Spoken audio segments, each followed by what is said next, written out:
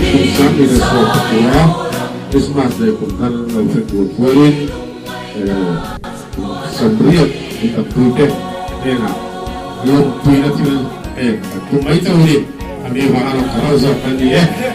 kusura ka ang sabi yan atam na ito ko apoy daw ang paminaw daw sa medula ang raya so nakakalaw lang yun at wag kakang bebe kanani kalala wala wala kunin at sige